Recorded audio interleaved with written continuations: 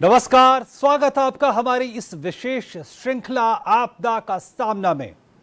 क्या आपको पता है कि साल 2020 में भारत की इस धरती पर कितनी बार भूकंप आए, कितनी बार यह हिली थी? साल 2020 में कई बार देशों के लोगों ने भूकंप के छोटे बड़े कई झटके महसूस किए। कई बार घर, फ्लैट और दफ्तरों से बाहर निकलकर सुरक्षित जगहों पर पहुंचे। और आंकड़ा यह भी बताता है कि साल 2020 में 1 जनवरी से लेकर 31 दिसंबर तक भारत की धरती पर 965 बार हिली, यानी भूकंप छोटे या बड़े आए, यानी हर दिन करीब 3 बार।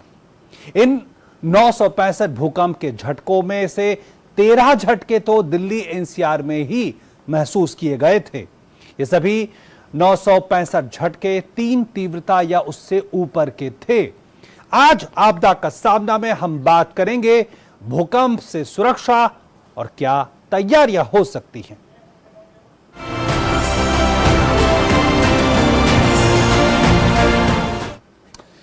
तो जरा इस भूकंप के पूरे मसले को हम समझने की कोशिश करते हैं कुछ तथ्यों और आंकड़ों के जरिए।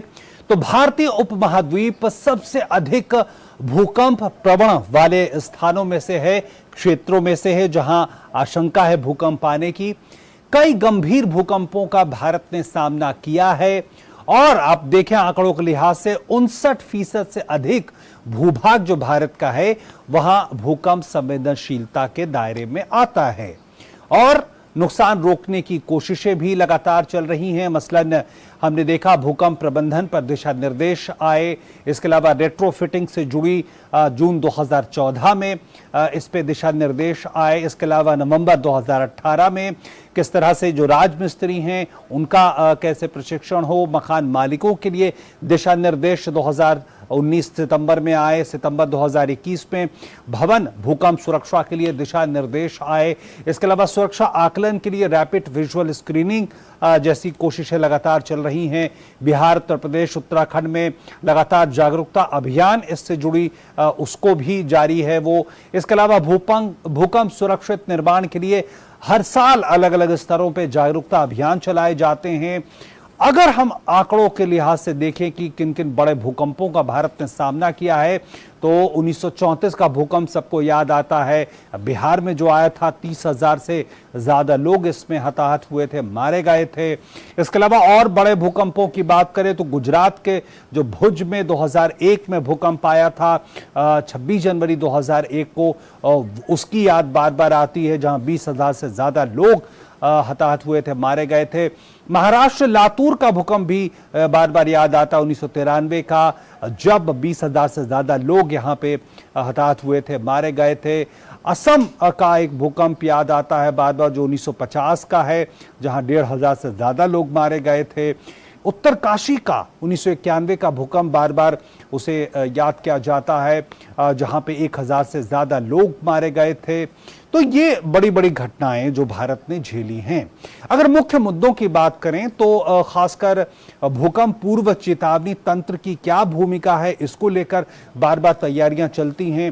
किन इलाकों के ज्यादा लोगों को वहां सचेत रहना चाहिए, कैसे बेहतर संचार और अलग अलग एजेंसियों के बीच में तालमेल बिठाया जाए, भूकंप का लोगों और पर्यावरण पर क्या असर होता है, ये एक प्रमुख मुद्दे के तौर पे हमारे सामने आते रहते हैं।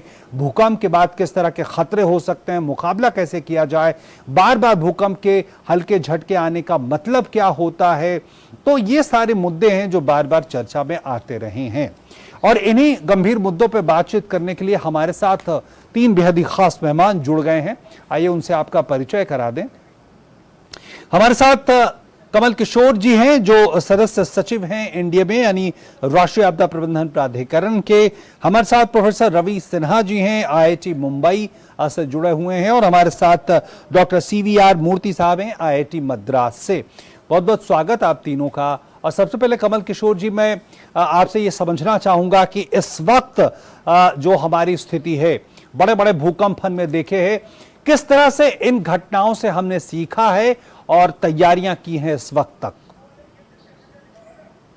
देखिए, मैं सबसे पहले तो ये कहना चाहूंगा कि हमारे देश का करीब 60% क्षेत्रफल जो है वो मध्यम से तीव्र भूकंप से प्रभावित होने की संभावना रखता है। लेकिन उस 60% इलाके में देश के 75% लोग रहते हैं। तो भूकंप से सुरक्षित रहना हमारे लिए बहुत जरूरी है, अपने जीवन को बचाने के लिए, अपनी जीविकाओं को बचाने के लिए, अपने समाज की समृद्धि को बरकरार रखने के लिए और सुदृढ़ करने के लिए। और जैसा कि आपने प्रोग्राम के शुरू में बताया कि हमारे देश में आदिकाल से भूकंप आते रहे हैं अलग अलग तीव्रता के, जिससे जान और माल की हानि होती रही है। इससे सबक हमें जो मिलता है, मेरे हिसाब से 3 चीजें जो हैं हमें इनके ऊपर ध्यान देना चाहिए। पहली बात तो यह है कि यह बात एकदम निश्चित है कि नुकसान भूकंप से नहीं होता है। नुकसान होता है जब भूकंप से कमजोर बने हुए भवन वो ध्वस्त होते हैं और उसकी वजह से लोगों को चोट लगती है, लोगों की मृत्यु होती है। उसकी वजह से जब हमारा इंफ्रास्ट्रक्चर टूटता है तो उसमें जो व्यवधान पड़ता है उसकी वजह से उसके लोगों के आवागमन में उससे होता है। तो भूकंप के ऊपर ये बात जरूर समझ लेनी चाहिए, जैसे अंग्रेजी में कहा जाता है, it's not earthquakes that kill people, it's the buildings that kill people. और हमारे पास हर तरह की तकनीक, हर तरह की समझ उपलब्ध है, उसको बस क्रियान्वित करने की जरूरत है। और दूसरा जो हमें पाठ मिलता है पिछले भूकंपों से, ये कि छोटे छोटे प्रिपेयर्डनेस मेजर्स भी, ठीक है आपके पास कमजोर भवन है, उसको सुदृढ़ करने में समय लगेगा, लेकिन छोटे छोटे प्रिपेयर्डनेस मेजर्स कि अगर भूकंप का झटका महसूस हो तो हम कैसे मेज के नीचे जाएं, हम ड्रॉप कवर एंड होल्ड कहते हैं कि आप मेज के नीचे जाएं, ड्रॉप हो, अपने आप को कवर करें, मेज को होल्ड करें और ऊपर से कोई जो चीजें टूट के गिरती हैं वो आपको ना लगे। ऐसे ही प्रिपेयर्डनेस मेजर, अगर आपने अपनी बालकोनी में गमले लगा रखे हैं तो उन्हें हटाइए, आप भूकंप की प्रबलता वाले इलाके में रहते हैं तो। अलमारियां हैं, क्या अलमारियां स्टेबल हैं या लुढ़क जाएंगी? तो छोटे छोटे प्रिपेयर्डनेस मेजर से भी जान माल का नुकसान कम किया जा सकता है, हालांकि ये काफी नहीं है। और तीसरा ये कि जहां जहां भी हमने अच्छी समझ से रेट्रोफिटिंग करने की कोशिश की है, मतलब पुराने जो कमजोर बने हुए भवन है उनको सुदृढ़ करने की कोशिश की है, उसकी वजह से भी हम नुकसान को कम कर सकते हैं। तो एक तो मकान प्रबल होना चाहिए, दूसरी हमारी प्रिपेयर्डनेस होनी चाहिए, तीसरी जहां संभव हो सके हमें अपने बने हुए मकानों को, भवनों को सुदृढ़ करना चाहिए। बेहद महत्वपूर्ण बात आपने कही कि भूकंप लोगों की जानें नहीं लेता, बल्कि बिल्डिंगें और इस तरह के जो संरचना है वो जान लेती है। तो अगर इस मूल बात को हम समझ ले तो बेहद हद तक सावधानी बरती जा सकती है। प्रोफेसर सिन्हा, हमें यह समझाएं कि ये कहा जाता है कि भारतीय जो मुख्य भूभाग है वो एक ऐसी टेक्टोनिक प्लेट पे है जो लगातार हरकत में है। अगर ऐसा है तो इसका मतलब हम ये समझे कि आने वाले वक्त में भी हमें इसी तरह के भूकंप झेलने पड़ेंगे। एक आंकड़ा जैसे हमने कार्यक्रम के शुरू में देखा कि साल 2020 में 900 से ज्यादा छोटे बड़े भूकंप हमने झेले। शुक्रिया मुझे ये मौका देने का। यदि हम पूरे अर्थ को देखें, भूगोल को देखें, तो जो अर्थ की धरती है वो कई बड़े बड़े प्लेट्स या टुकड़ों में बटा हुआ है और वो टुकड़े एक दूसरे से लड़ते रहते हैं और जो बाउंड्रीज होते हैं उस पर लड़ने के चलते भूकंप आती है। और भारत खुद में एक प्लेट है जो कि एशिया के प्लेट से टकराया हुआ है और लड़ रहा है वहां पे। इसीलिए जो प्लेट की बाउंड्री है जहां की हिमालय फॉर्म किए हैं वहां पे बड़े बड़े भूकंप आते रहे हैं और आगे भी आते रहेंगे। और ऐसा नहीं है कि सिर्फ हिमालय में ही बड़े भूकंप आएंगे, हिमालय से दूर भी बड़े भूकंप आएंगे, लेकिन उनकी संख्या कम रहेगी। तो इसलिए ये हम नहीं कह सकते कि भारत में भूकंप हम या तो चिंता नहीं करें या कुछ ही भाग में चिंता करें। हमें भूकंप के लिए हर भारत के भाग में चिंता करना है और उसके लिए उसी हिसाब से अपना प्रिपरेशन रखना है। डॉक्टर मूर्ति, हमें अब ये समझाएं कि स्थितियां तो ऐसी हैं, हम देख रहे हैं कि क्या सिचुएशन है, तो क्या हम अपने इस वक्त जो सारे बिल्डिंग्स हैं वो कितने अर्थक्वेक के लिए तैयार हैं, किस तरह से असेस किया जाए सेफ्टी के पर्सपेक्टिव में? क्या हम उसके लिए पूरी तरह से तैयार हैं? असेस किया जा सकता है और बिल्कुल उसे सेफ बनाया जा सकता है बिल्डिंग्स को? जी, आज के तारीख में देश में ये क्षमता है, लेकिन कम लोगों में है। भूकंप के प्रति हमारी जो निर्माण है, उसकी जो उसकी जो स्ट्रेंथ है, उसको एसेस करने के लिए हमारे पास ट्रेन पर्सन्स की जरूरत है। और ट्रेनिंग एक खास अभियान होगा, उसमें हमें बहुत कुछ काम करना है। लेकिन एक एक निर्माण के लिए, अगर हम एक एक बिल्डिंग के लिए हम देख रहे हैं, तो हमें एक ग्रुप बनाना होगा 3 आदमी का। उसमें पहला आदमी होगा सिविल इंजीनियर जो स्ट्रक्चरल इंजीनियरिंग में रुचि रखता है। दूसरा है सिविल इंजीनियर जो जियो टेक्निकल इंजीनियरिंग, जो जमीन के बारे में रुचि रखता है। और तीसरा है एक आर्किटेक्ट। ये तीनों मिलके प्रत्येक बिल्डिंग का पूरा ब्यौरा करके बता सकते हैं कि इसमें क्या कमियां हैं। और ये जो असेसमेंट है, ये 4 स्तर पे होता है। पहला कि बिल्डिंग के अंदर ना जाएं, आप बाहर से ही देख के कुछ एक अंदाज बता सकते हैं, क्योंकि पुराने जो भूकंप हुए हैं, पिछले जो भूकंप हुए हैं, उसमें जो नुकसान हुआ है, उसके आधार पे हम कुछ ऐसे मोटी मोटी बातें समझ गए हैं, जिससे हम कह सकते हैं कि इसमें कुछ शक लग रहा है कि भाई ये ठीक से नहीं है अभी। दूसरा है कि बिल्डिंग के अंदर जाएं, बिल्डिंग का पूरा जांच करें और उसमें जो कमियां हैं वो निकाल सकते हैं और उसको सुधार भी सकते हैं। तीसरा, अब तक हमने जो भी किया है आंखों देखी बात है और सोच से जुड़ा हुआ। अभी तीसरे स्तर पे हम जाएंगे तो हमें आंकड़ों पे जाना होगा, नंबर्स की कैलकुलेशन करनी होगी। और वो उसमें भी 2 स्तर हैं, एक सरल है और एक पूरा विस्तार से है। तो लेवल 3 पे हम एक सरल गणित करेंगे और लेवल 4 पे बहुत विस्तार से जो इंजीनियरिंग प्रिंसिपल्स हैं उसको लगा के हम उसकी जांच करेंगे। तो कहने की बात यह है कि आज की तारीख में हम ये कर सकते हैं, लेकिन अभी इतने लोग नहीं हैं जो अगर कोई भूकंप आ गए किसी राज्य में, तो हम ऐसे लोगों को तैनात कर दें तुरंत, जो अभी के अभी पूरा असेसमेंट कर दें। बिल्कुल, ये हमें पहले से तैयार करने की जरूरत हो। तो कैपेसिटी बिल्डिंग की बात है।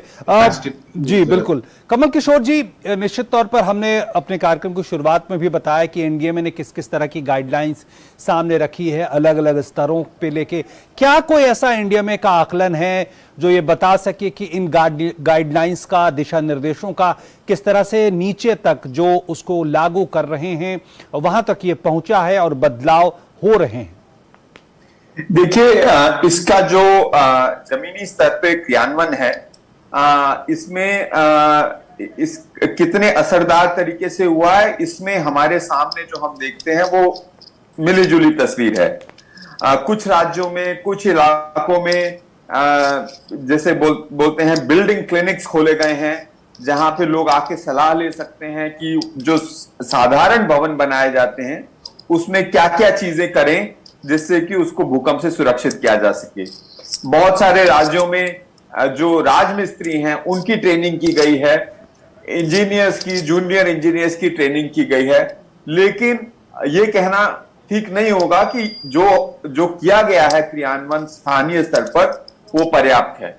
इसको कहीं ज्यादा करने की जरूरत है। और इसके लिए मैं बार बार ये कहना चाहूंगा कि इसको हमें जन आंदोलन की तरह लेने की जरूरत है। हमारे प्रधानमंत्री कहते रहे हैं कि इन सब चीजों में हमें भागीदारी चाहिए, जनता की भागीदारी चाहिए। जिसे कहते हैं कि एक सोशल डिमांड होनी चाहिए। एक व्यक्ति जब एक अपार्टमेंट खरीदने जाता है, एक भवन खरीदने जाता है, तो आप वहां जाकर के देखते हैं कि बाथरूम कैसे बने हैं, उसमें कैसे फिक्सचर्स लगाए गए हैं, रसोई कैसी बनी है और इलेक्ट्रिकल फिक्सचर कैसे हैं। क्या अगर आप भूकंप की संभावना वाले इलाके में रहते हैं तो आपने कभी बिल्डर से, इंजीनियर से, आर्किटेक्ट से पूछा कि इसमें भूकंप से बचने के लिए क्या क्या प्रावधान लागू किए गए हैं, इसकी संरचना कैसे की गई है? तो एक सोशल डिमांड की भी जरूरत है। बिल्कुल, बेहद महत्वपूर्ण तकनीक है, ऐसे विशेषज्ञ मौजूद हैं, लेकिन समाज की तरफ से, सोसाइटी की तरफ से इस तरह का इनिशिएटिव भी होना जरूरी है। ये महत्वपूर्ण है। फिलहाल हम यहाँ पे एक छोटे से ब्रेक के लिए रुक रहे हैं और ब्रेक पे जाने से पहले आपको हम बताएं कि आपदा प्रबंधन में निस्वार्थ सेवा का सम्मान करने के लिए भारत सरकार ने सुभाष चंद्र बोस आपदा प्रबंधन पुरस्कार की स्थापना की है, जो आपदा प्रबंधन के क्षेत्र में अनुकरणीय कार्य करने वाले संस्थानों और व्यक्तियों दोनों के लिए एक वार्षिक पुरस्कार है। और अधिक जानकारी के लिए आप जानकारी या फिर आवेदन करना चाहें तो awards.gov.in पर या फिर indiame.gov.in पर लॉगिन कर सकते हैं और जानकारी ले सकते हैं, आवेदन भी कर सकते हैं। रुकते हैं छोटे से ब्रेक के लिए। सुभाष चंद्र बोस आपदा प्रबंधन पुरस्कार भारत सरकार द्वारा स्थापित आपदा प्रबंधन में निस्वार्थ सेवा को सम्मानित करने के लिए कई संगठन और व्यक्ति आपदा प्रबंधन के क्षेत्रों में लगातार काम करते आ रहे हैं, जैसे आपदा की रोकथाम, शमन, तैयारी, प्रतिक्रिया और बचाव, राहत, पुनर्वास, अनुसंधान, नवाचार या प्रारंभिक चेतावनी। भारत सरकार ने एक वार्षिक पुरस्कार की शुरुआत की है। इसके अंतर्गत 3 पुरस्कार होंगे। संस्थान और व्यक्ति दोनों ही इन पुरस्कारों के लिए पात्र हैं। यदि पुरस्कार विजेता एक संस्थान है तो उसे प्रमाण पत्र और 51 लाख रुपए का नगद पुरस्कार मिलेगा। यदि पुरस्कार विजेता व्यक्ति है तो विजेता को प्रमाण पत्र और 5 लाख रुपए का नगद पुरस्कार दिया जाएगा। अधिक जानकारी के लिए या आवेदन करने के लिए awards.gov.in और ndma.gov.in पर आज ही जाएं। आवेदन भरने की अंतिम तिथि 31 अगस्त 2022 तक होगी। सुभाष चंद्र बोस आपदा प्रबंधन पुरस्कार instituted by Government of India to honor selfless service in disaster management. Many organizations and individuals are working silently in areas of disaster management like prevention, mitigation, preparedness, rescue, response, relief, rehabilitation, research, innovations or early warning. Government of India has instituted an annual award. There will be up to 3 awards. Both institutions and individuals are eligible for these awards. If the award winner is an institution, it shall receive a certificate and a cash prize of rupees 51 lakhs. If the award winner is an individual, the winner shall receive a certificate and a cash prize of rupees 5 lakhs. To know more or to apply, visit awards.gov.in or ndma.gov.in today.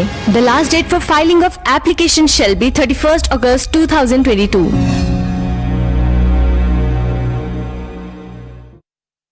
और break के बाद एक बार फिर से आपका स्वागत। आपदा का सामना में आज हम बात कर रहे हैं भूकंप की, किस तरह से बचाव किया जा सकता है और किस तरह से इसके लिए हम अभी से तैयारी कर सकते हैं। हमारे साथ हमारे विशेषज्ञ मौजूद हैं। प्रोफेसर सिन्हा, एक बड़ी बात जो भूकंप की तैयारियों से जुड़ी है वो है उसकी भविष्यवाणी। तकनीक हमें इस बात की इजाजत अब दे रहा है कि हम भविष्यवाणी कर सकते हैं। ये कितनी सटीक हो रही है और कैसे इसका इस्तेमाल हम कर रहे हैं जानो माल के नुकसान को कम करने के लिए? यदि हम भविष्यवाणी की बात करें तो इसमें 3 पहलू होते हैं। पहला पहलू तो यह है कि किस जगह पे कितना बड़ा भूकंप आ सकता है जिसकी ये तैयारी करें। तो इसकी भविष्यवाणी करने की टेक्नोलॉजी बहुत अच्छी है और पूरे दुनिया भर में, भारत में भी हमें यह पता है कि किस जगह पे कितना बड़ा भूकंप आ सकता है जिससे कि बचाव करने की जरूरत है। दूसरा पहलू है कि भूकंप क्या कल आएगा या एक हफ्ते बाद आएगा या 1 साल बाद आएगा। ये प्रिडिक्ट करने का अभी भी पर्याप्त उपाय नहीं है। इनफैक्ट ये प्रिडिक्ट करने की अभी कोई टेक्नोलॉजी नहीं है। और तीसरा है इसके बीच में कि यदि भूकंप शुरू हो जाता है तो वो छोटा भूकंप भी हो सकता है, बड़ा भूकंप भी हो सकता है। तो क्या भूकंप जब शुरू होने लगता है, जब धरती कांपने लगती है, उस समय हम क्या प्रिडिक्ट कर सकते हैं कि यह बड़ा भूकंप है ताकि उसकी तैयारी कर सकें, जो कुछ सेकेंड्स या कुछ मिनट्स का वार्निंग मिल जाता है। तो ये जो थर्ड है इसको अर्ली वार्निंग सिस्टम कहते हैं। इसकी भी अच्छी तैयारी चल रही है और इसके तरह तरह के यूजर्स हो रहे हैं। लेकिन जो सबसे इंपॉर्टेंट है वो है ये जानना कि भारत देश में किस जगह पे कितना बड़ा भूकंप आ सकता है और उसकी पूरी जानकारी है। और इंडियन स्टैंडर्ड कोड्स होते हैं, IS codes, bureau of Indian standards द्वारा इशूड, उसमें दिया हुआ है ये जानकारी। और इसके हिसाब से बिल्डिंग्स को कितना मजबूत बनाना है, ब्रिज को कितना मजबूत बनाना है, इसकी भी इंफॉर्मेशन दी हुई है। तो कम से कम जो मेजर इंफ्रास्ट्रक्चर है उसको बचाव के लिए, उसकी सुरक्षा के लिए जो भी इंफॉर्मेशन चाहिए वो प्रिडिक्शन अवेलेबल है। बिल्कुल बिल्कुल। डॉक्टर मूर्ति, एक बड़ा मुद्दा जो अभी कमल किशोर जी ने भी कहा, रेट्रोफिट के लिए भी तमाम तरह के दिशा निर्देश जारी किए हैं। ये रेट्रोफिट जो अगर हम किसी बिल्डिंग, किसी स्ट्रक्चर का करें तो किस हद तक ये सुरक्षित हो जाता है, क्या कहेंगे इसके बारे में? जी, तो रेट्रोफिट का मतलब ये हुआ कि निर्माण हो चुके हैं और उसको हमें उसकी मरम्मत करनी है हमें। रेट्रोफिट में मोटी मोटी बात यह है कि आप चाहते क्या हैं। अगर आप चाहते हैं कि ये भूकंप में गिर ना जाएं तो ये पहले एक स्तर की रेट्रोफिट होती है। अगर आप चाहते हैं भूकंप में क्षति ना हो इसकी तो दूसरा स्तर का अनिवार्य है कि भाई दूसरे स्तर पे थोड़ा और काम करने की जरूरत है और ये गहरा अध्ययन के बाद ही ये हो पाएगा। लेकिन जो पहला स्तर वाली बात है कि ये भूकंप में कोई भी निर्माण गिरे ना, इसके लिए आज के तारीख में हमारे पास पर्याप्त ज्ञान है और इसकी अमल करने के भी हमारे पास तरीके हैं। अब रही बात रेट्रोफिट में जो हमारी मुख्य जो कदम होते हैं इसमें अक्सर हम पाए हैं कि आमतौर में जनता का जो सोच है वो रिपेयर की ओर जा रही है और रेट्रोफिट को कम समझ रहे हैं। अगर बाहरी ढांचे को हम बदल दें थोड़ा तो ये रेट्रोफिट होता नहीं है।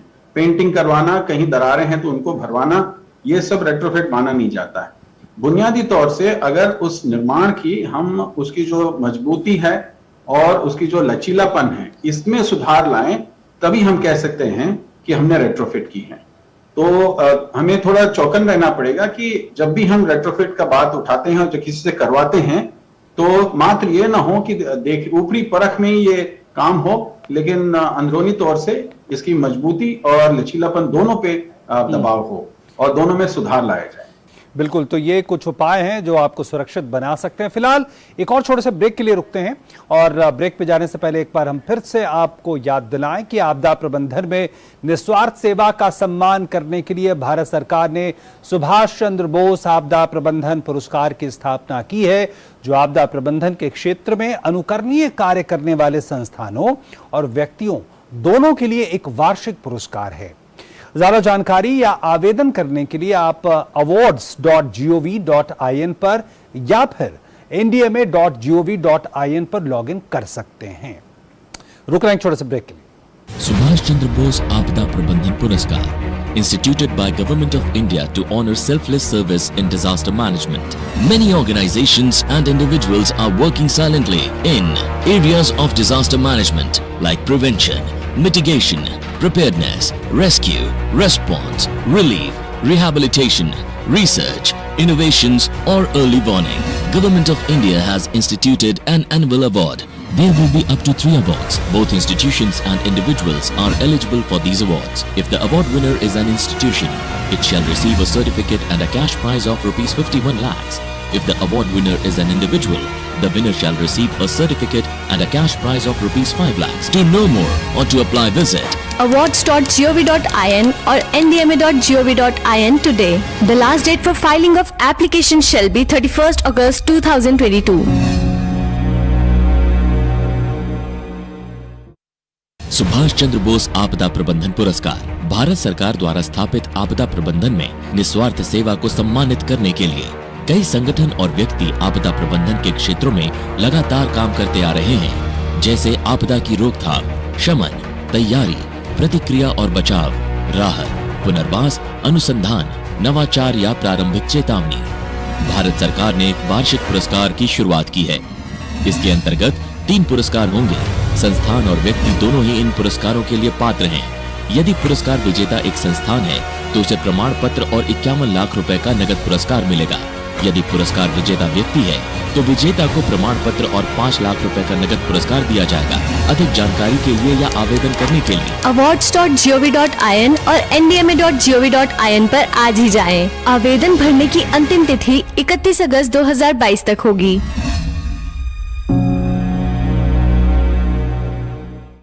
और ब्रेक के बाद एक बार फिर से आपका स्वागत। आज आपदा का सामना में भूकंप से किस तरह से बेहतर बचाव किया जा सकता है, किस तरह से तैयारी रखनी होगी, इस पे हम चर्चा कर रहे हैं। हमारे साथ हमारे मेहमान जुड़े हुए हैं, विशेषज्ञ। कमल किशोर जी, आगे की बात करें तो अब किस तरह से इंडिया में देख रहा है, आने वाली भावी योजनाओं की बात कर ले, तैयारियों और कैपेसिटी बिल्डिंग की बात कर ले तो देखिए, जहां तक भूकंप से बचाव का सवाल है, एनडीएमए का काम कैपेसिटी बिल्डिंग पे भी रहा है, पब्लिक अवेयरनेस पे भी रहा है और इंस्टीट्यूशनल स्ट्रेंथनिंग पे भी रहा है कि स्थानीय स्तर पे हम कैसे राज्यों के साथ मिलकर काम करें कि जो हमारे बिल्डिंग कोड्स हैं जो बिल्डिंग बायलॉज हैं उनका सही तरीके से पालन किया जाए जब भवनों का निर्माण हो।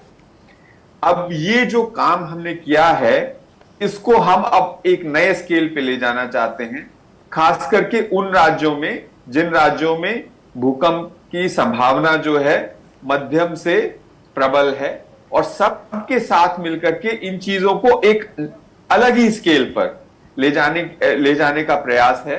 और इसका जो मेन जो वो होगा कि एक तरफ हमारे टेक्निकल रिसोर्स सेंटर्स बने जो भूकंप के अलग अलग जो पहलू हैं उन पे काम करते हैं। जैसे प्रोफेसर मूर्ति ने थोड़ी देर पहले बताया कि भूकंप से घरों को, भवनों को बचाने के लिए आपको आर्किटेक्ट की जरूरत है, इंजीनियर की जरूरत है, और उन लोगों की जरूरत है जो धरती के नीचे क्या हो रहा है इसको समझते हैं, जिसको साइज्मोलॉजिस्ट बोलते हैं। तो हमारे यहाँ जो टेक्निकल कैपेसिटी है हम उसको कैसे और सुदृढ़ करें, और जो अलग अलग जो डिसिप्लिन हैं उनको कैसे साथ ला करके राज्यों की जो जरूरतें हैं उसको पूरा करने के लिए एक नए स्केल पे ले जाएं। और सबसे बड़ी बात जो ये है कि हमें कैपेसिटी जो है, अगर आपने प्रधानमंत्री जी के 10 सूत्री कार्यक्रम जो है उनका आपदा प्रबंधन के संबंध में, उस पे अगर आपने ध्यान दिया होगा तो उसका एक बहुत ही महत्वपूर्ण बिंदु है